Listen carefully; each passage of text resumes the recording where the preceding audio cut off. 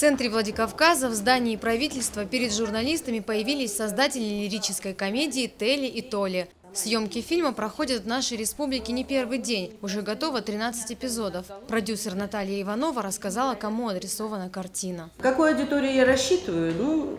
Я рассчитываю на людей, которым интересна жизнь, понимаете, которым интересно, наверное, 3-4% населения нашей страны, которым интересно говорить о каких-то правильных вещах, о смысле жизни. Можно сказать, боюсь этого слова, таких умных людей нет, интеллектуальных, разных.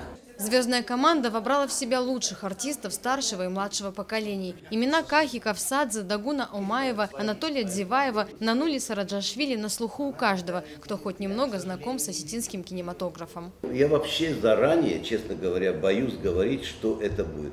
Я могу сказать только одно, что это очень интересная группа, которая работает над этим фильмом. Но сказать заранее, что это вот так хорошо будет, все прекрасно, это я могу, знаете, я верю в актерские приметы, в актерские только. Вот. И я не буду говорить ничего. Ответы на разноплановые вопросы журналистов были искренними и животрепещущими. Говорили о возрождении кинематографа, о межнациональных отношениях, о том, что народы Кавказа хотят жить вместе, но кто-то и что-то этому препятствует.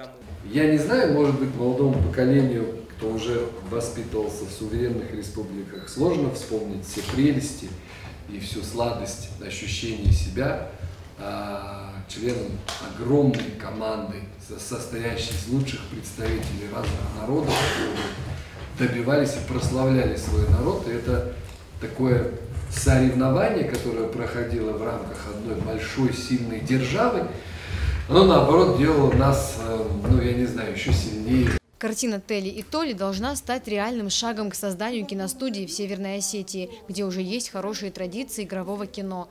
Эта инициатива была поддержана президентом России Владимиром Путиным. Залина Губурова, Алан Гасанов, Осетия ТВ.